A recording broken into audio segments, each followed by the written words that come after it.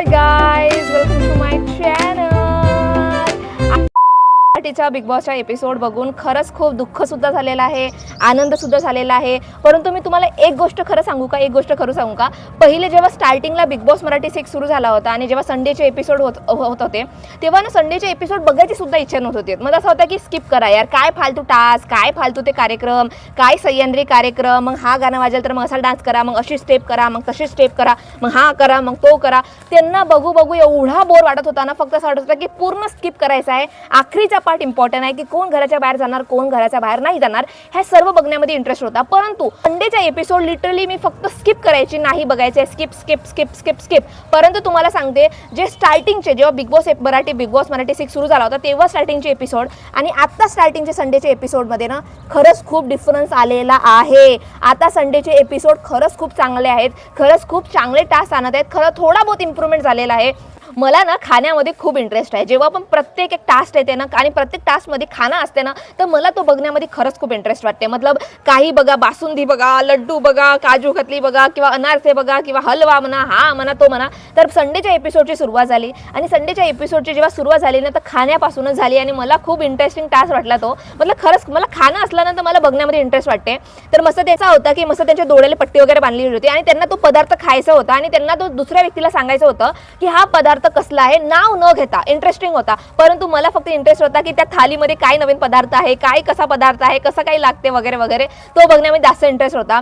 आणि हा सुंदर टास्क होता. आणि सर्वात मी तुम्हाला एक गोष्ट सांगू जे मला खूप सरप्राइझिंग वाटली की रेवाच्या थालीमध्ये ना हे होते कुरमुड्या. आता खूप लोकांना कुरमुड्या माहीत नसणार, तर कुरमुड्या एक म्हणजे पिंगर कसे असतात, पापड वगैरे असतात. आय थिंक महाराष्ट्र लोकांना कुरमुड्या म्हणजे काय असते तर माहीत असतानाच खूप लोकांना माहीत आहेत कुरमुड्या म्हणजे काय असतात. आणि लिटरली समर्समध्ये बनतात कुरमुड्या, आत्ता बनतात. उन्हाळ्यामध्ये मस्त गरम गरम मस्त आपली मम्मी मस्त तो घाटा वगैरे बनवते आणि मग छान ते कुरमुड्या वगैरे करते. मला कुरमुड्यापेक्षा ना घाटा खूप आवडते आणि लिटरली तो रेवाच्या डिशमध्ये ना तो कुरमुड्या पाहून मला कुरमुड्याची आठवण आली. ओ माय गॉड, कुरमुड्या किती वर्षानंतर बघत आहो.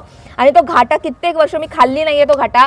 खरंच तुम्हाला सांगा, कुरमुड्या तुम्हाला आवडतात का, किंवा तुमच्या कुरमुड्या उन्हाळ्याच्या बनवून झाल्या की नाही झाल्या, मला नक्की कॉमेंट सेक्शनमध्ये सांगाल. कारण की तो कुरमुड्या बघून मला माझ्या लहानपणाची आठवण आली आहे की ज्या प्रकारे आम्ही तो घाटा खात होता, मग उन्हाळ्यामध्ये वाळू टाकत होता, मग त्याला रात्री काढायचं वगैरे वगैरे. खूप सुंदर प्रोसेस होती आणि खरंच त्याच्यापासून खूप मेमरीज सुद्धा होता. तर खरंच तो खूप सुंदर टास्क होता आणि खूप मनोरंजनवाला टास्क होता. त्याच्यानंतर पण खूप सुंदर टास्क होता. आणि त्याच्यानंतर एक टास्क होता तो म्हणजे होता बलूनचा. बलूनच्या अंदर जे गॅस असते ना ते आपल्या गळ्यामध्ये घालायची, मतलब अंदर घालायची, आणि मग त्याच्यानंतर आपला आवाज चेंज होते, थोडा कार्टून सारखा आवाज येते आणि मजा येते. तर की येथे गॅस इनहेल करायची होती आणि त्याच्यानंतर जे आपले अपोजिट कंटेस्टंट आहेत ज्याच्याबद्दल आपण कधीच चांगले बोलत नाही त्यांच्याबद्दल चांगले बोलायचे वगैरे होते. आता सर्वांनी तो टास्क वगैरे परफॉर्म केला. सर्वात सरप्राइझिंग गोष्ट अशी होती की राखीने तो बलून ना लिटरली 1 वेळा, 2 वेळा, 3 वेळा इनहेल केला, तरीही सुद्धा त्या बाईचा आवाज चेंज झालेला नाही. मतलब लिटरली ती घेत होती, अजून घेत होती, परंतु लिटरली तिचा आवाज चेंज झाला नाही. मला असं वाटलं की यार, राखी सावंतला कोणी बीट नाही करू शकत, राखी सावंतचा कोणी आवाज बंद करू शकत नाही. मतलब तो साधा बलून सुद्धा आवाज बंद करू नाही शकत, कारण की बाकीचे सर्वांचे आवाज चेंज झाले परंतु राखी सावंतचा आवाज चेंज झालाच नाही. तरी तो सुंदर मतलब मला वाटलं की छान टास्क आहे. त्या धक्क्यामध्ये भाऊने खूप सुंदर सर्वांना एक सरप्राईज दिला आहे. मतलब अख्खा महाराष्ट्राला सुद्धा सरप्राईज दिला आहे. आणि जे कंटेस्टंट होते त्यांच्यासाठी पण एक सरप्राईज होता. तो म्हणजे होता की रितेश देशमुख 10 वर्षापासून त्यांचं एक स्वप्न होता की त्यांना छत्रपती शिवाजी महाराज यांच्यावर एक चित्रपट करायचा आहे वगैरे म्हणून. आणि 3.5 वर्षापासून त्या पिक्चरच्या मागे लागले आहेत. म्हणजे ते पिक्चर करत आहे, डायरेक्शन करत आहे, त्यांची वाईफ सुद्धा तिथं लागलेली आहे. खूप सुंदर कलाकार आहेत.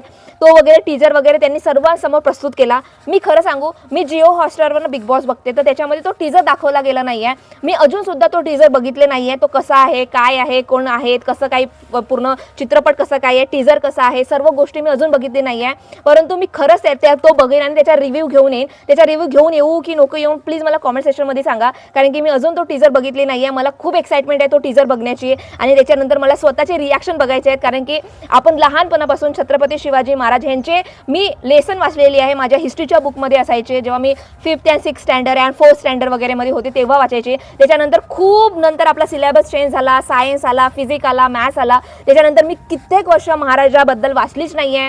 आणि त्याच्यानंतर हा चित्रपट येऊन राहिला, त्या चित्रपटाच्या मात्र आपल्याला सर्वांना कळेल की महाराजांनी किती त्याग केलेला आहे. काय शिवाजी महाराज यांचे सर्वच गोष्टी किंवा त्यांचं लहानपण, मग त्याच्यानंतर त्यांचं लग्न किंवा त्यांच्या शूरवीरच्या गोष्टी, या सर्व गोष्टी आपल्याला त्या बघायला भेटणार आहे. त्याच्यासाठी मी खूप एक्सायटेड आहे. मी अजून तो टीजर बघितला नाही आहे, तर त्याच्या टीजरचा रिव्ह्यू घेऊन येऊ की नको घेऊन येऊ प्लीज मला नक्की कॉमेंट सेक्शनमध्ये सांगा. आणि त्याच्यानंतर ह्या सर्व गोष्टी झाल्यानंतर एक सुंदर टास्क आला जो खरंच खूप सुंदर होता. तो होता म्हणजे मेमरीवाला, जे आता बिग बॉसचे फायनल आलेली आहे. तर झाला आता फायनलसाठी लढायचं आहे, इंडिव्हिज्युअल गेम खेळायचा आहे, फायनलिस्ट कोण होणार आहे, टॉप 3 टॉप 1 हे सर्व गोष्टी चालणार आहेत. आता कॅप्टन, नॉमिनेशन, राशन हा सर्व गोष्टी संपलेल्या आहेत. तर म्हणजे भाऊच्या धक्क्यावर खूप सुंदर टास्क होता आणि तो सर्व खरंच खूप इमोशनल होता. तो होता म्हणजे मेमरीजचे फोटोज होते आणि खूप सुंदर होते. तिथं ते तुम्हाला बोर्डवर लावायचे होतं की तुमच्यासाठी कोणती मेमरी सर्वात जास्त स्पेशल आहे आणि कोणती मेमरी तेवढी स्पेशल नाही आहे, म्हणून एक पेटी कचऱ्याच्या पेटीमध्ये टाकायची होती. तर खरंच तो एक मेमरीचा जो टास्क होता ना, त्याच्यामुळे खरंच सर्वजण इमोशनल झाले आणि मी सुद्धा बघताना इमोशनल झाली की 2 वर्षापासून म्हणत आहे 2 महिन्यापासून तो आपण बिग बॉस शो बघत आहोत. त्यांचे मेमरीज, त्यांचे गेम, त्यांचे टास्क आणि आता ते बिग बॉस मराठी आता सोडून जाणार आहे. त्यांचे जे मेमरीजचे वॉलवर वगैरे लावला ना, खरंच तो खूप इमोशनल टास्क होता. खरंच खूप चांगला टास्क होता. आणि त्या सर्व गोष्टी झाल्यानंतर लिटरली ह्या सर्व गोष्टी झाल्यानंतर सागर कारंडे आणि विशाल हे दोन बॉटममध्ये होते. आणि मी तुम्हाला मागच्याच एपिसोडमध्ये सांगितली होती की फक्त मला असं वाटतं की विशालला फक्त नामापुरतं बॉटममध्ये ठेवलेलं आहे, कारण की त्याला खरंच काढायचं असताना तर फिजिकल झाला तेव्हाच काढायला पाहिजे होता. जे होतं बिग बॉसचे नियम ना हे फक्त स्पेसिफिक लोकांसाठी लागू नसतात. जसं दिव्या शिंदेने धमकी दिली म्हणून घराच्या बाहेर, परंतु विशाल स्ट्रॉंग आहे, विशालचा गेम प्ले स्ट्रॉंग आहे, त्याच्यामुळे गेम आहे, त्याच्यामुळे लोकांना दिसते, लोकांना आवडते, स्ट्रॉंग प्लेअर आहे. म्हणून त्याच्या चुकीवर, त्याच्या फिजिकल फाईटवर त्यांचे जे मॉरल्स आहेत, त्यांचे जे प्रिन्सिपल आहेत, त्यांचे नियम जे आहेत ते कुठं गेले आय डोंट नो. त्यांनी फक्त नॉमिनेशनमध्ये विशालला घातलं आणि ज्या प्रकारे त्यांनी बॉटममध्ये विशालला ठेवलं ना, मला तरी तो एक ढोंग वाटला बिग बॉसचा. कारण की फक्त त्याला दाखवायचं होतं की प्रेक्षकांना बी दाखवायचं होतं की देखा विशालनं फिजिकल फाईट केलं म्हणून तो नॉमिनेटमध्ये वगैरे होता वगैरे, म्हणून त्याला काढायचं असताना तर खरंच त्यांनी तेव्हाच काढलं तर जेव्हा त्यांनी फिजिकल फाईट केली. परंतु तुम्ही बघाल विशालचा ग्राफ बघाल आणि सागर कारंडेचा ग्राफ बघाल ना, त्याच्यामध्ये खूप डिफरन्स आहे. आतापर्यंत सागर कारंडे फक्त विशालची पूछ बनून आलेला आहे समोर, परंतु लिटरली पूछ बनू सुद्धा तो लिटरली खूप लोकांना त्यांनी खाल्ला आहे. म्हणजे खूप लोकांपासून तो नॉमिनेशनपासून वाचत आहे. परंतु या नॉमिनेशनमधून या वीकमध्ये खरंच सागर कारंडेने खूप चांगला गेम खेळला, खूप चांगला इंडिव्हिज्युअल पर्सनॅलिटी दिसली, खरंच खूप चांगला गेम खेळला लिटरली. तरी सुद्धा तो बॉटममध्ये होता आणि त्याच्या अशा रीतीने विशाल, आपल्याला माहित होतं की विशाल वाचणारच आहे, तर सागर कारंडे बाहेर गेला.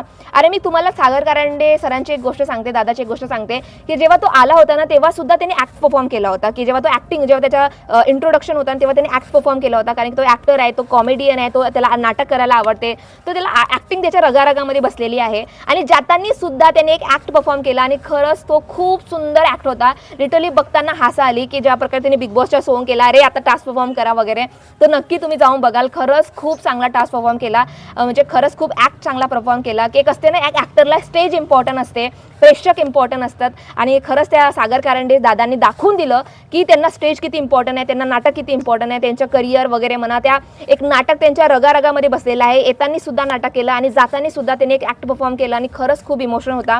आणि जाताना ते मेमरी वॉलमधले जे फोटोज आहेत ना ते सुद्धा घेऊन वगैरे गेले आणि त्याच्यानंतर त्यांची एव्ही दाखवली. त्यांच्या एव्हीमध्ये पूर्ण अप्स टाइम मला सर्वच गोष्टी दाखवला की विशालची शेपूट, त्यांची जे एव्ही होती खरंच खूप सुंदर होती. आणि जेव्हा तो कारंडे जाताना एकदाही रडला नाही, लिटरली रडला नाही, परंतु जेव्हा त्याची एव्ही दाखवली आणि त्याचे फॅमिली मेंबर्स त्याला भेटायला आले होते ते दाखवलं ना, तेव्हा तो रडला, तेव्हा तो इमोशनल झाला.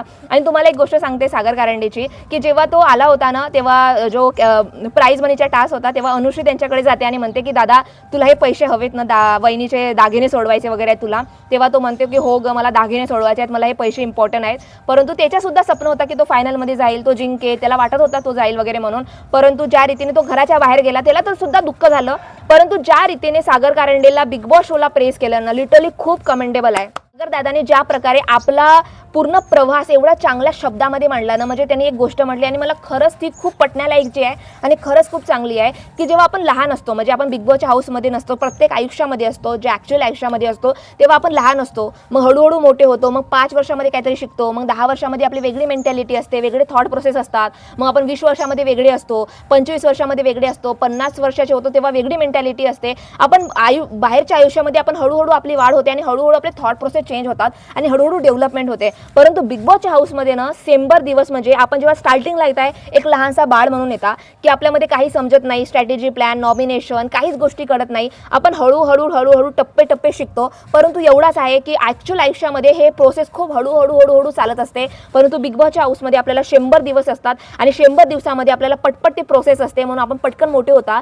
परंतु जो मनुष्य बनून, जो माणूस बनून आपण बिग बॉस हाऊसमध्ये एंट्री होता ना, तो माणूस म्हणून आपण कधीच बाहेर जात नाही. एक वेगळा माणूस म्हणून जाता, एक खूप साऱ्या गोष्टी शिंकून जाता, खूप सारा प्रवास शिंकून जाता आणि खूप साऱ्या गोष्टी लर्न करून सुद्धा जाता. आणि लिटरली ज्या रीतीने त्यांनी शब्दामध्ये आपले पूर्ण वर्णन, आपला पूर्ण प्रवास या शब्दामध्ये मांडलं ना, खरंच चांगला वाटला. आणि अजून एक गोष्ट आहे सांगण्याला की बिग बॉस हा शो काही भांडण किंवा बिग बॉस हा शो फक्त फाईट्स वगैरे वगैरे नाही आहे. बिग बॉस हा शो एक पर्सनॅलिटीचा आहे आणि आपण ॲज अ पर्सन मधून, ॲज अ पर्सनॅलिटीमधून आपण ॲज अ प्रेक्षक सुद्धा आपण काय शिकू शकता.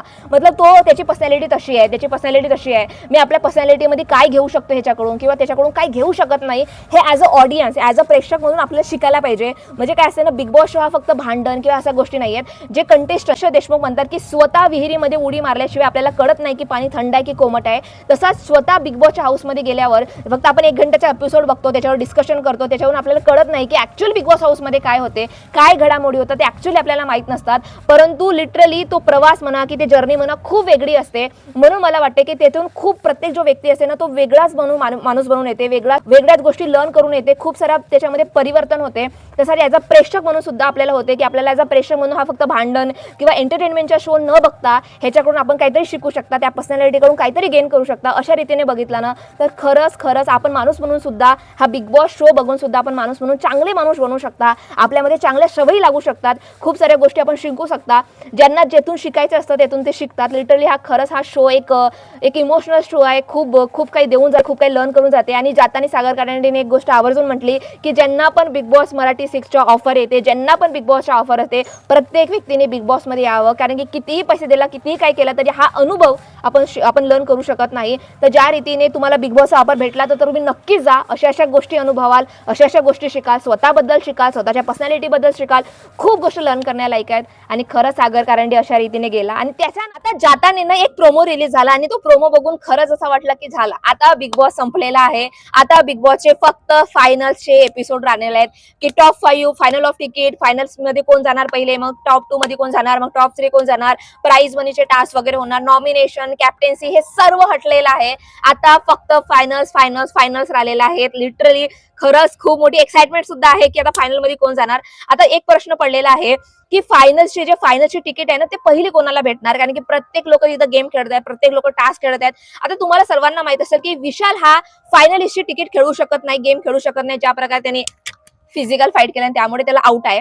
बाकीचे जे लोक आहेत ना, जसं म्हणा काटा ग्रुप म्हणा आणि अनुश्री आणि राखी थोडा टोळीमध्ये येते, ते दोघं म्हणा, ह्यांच्यापैकी कोणाला तिकीट ऑफ फिनाले पहिल्या व्यक्तीला भेटेल त्याची उत्सुकता खूप लोकांना आहे. परंतु मी तुम्हाला खरं सांगू, पहिली गोष्ट, राखी हे गेम खेळतच नाही. म्हणजे राखीला टास्क परफॉर्म म्हणा किंवा टास्क गेम वगैरे म्हणा ते रेवा आणि राकेश आहे आणि राखी तशी पण खेळत नाही. आणि अनुश्रीच्या एकच चान्स आहे, अनुश्री खेळू शकते, चांगला खेळल्यानंतर तिला भेटू शकते. पण सर्वात जास्त चान्सेस ज्या व्यक्तीचे आहेत ना की फायनलच्या पहिला व्यक्ती बनल फायनलिस्ट, तो आहे काटा ग्रुप. कारण की काटा ग्रुपचे मेंबर खूप जास्त आहेत आणि इंडिव्हिज्युअल आता प्रत्येक जण इंडिव्हिज्युअल खेळतील, इंडिव्हिज्युअल लोक समोर जातील. परंतु मला असं वाटतं की इंडिव्हिज्युअल गेम असला तरी एकामेकाला सपोर्ट जास्त आहे तो काटा ग्रुपचा आहे. कारण की काटा ग्रुपचे लोक कमी गेलेले आहेत, काटा ग्रुपचे लोक जास्त आहेत. आणि इकडे टोळी ग्रुपचे विशाल खेळू शकत नाही, राखी टास्क परफॉर्म करत नाही चांगल्या रीतीने, फक्त अनुश्री आहे. म्हणून मला तरी असं वाटतं की काटा ग्रुपचाच पहिला एक व्यक्ती होणार जो फायनलिस्ट बनणार. तुम्हाला काय वाटते, तुम्हाला पूर्ण एपिसोड बद्दल काय वाटते, मला लिटरली नक्की कॉमेंट सेक्शन मध्ये सांगा. आणि तुम्हाला माझा व्हिडिओ आवडला असेल तर please subscribe to my channel.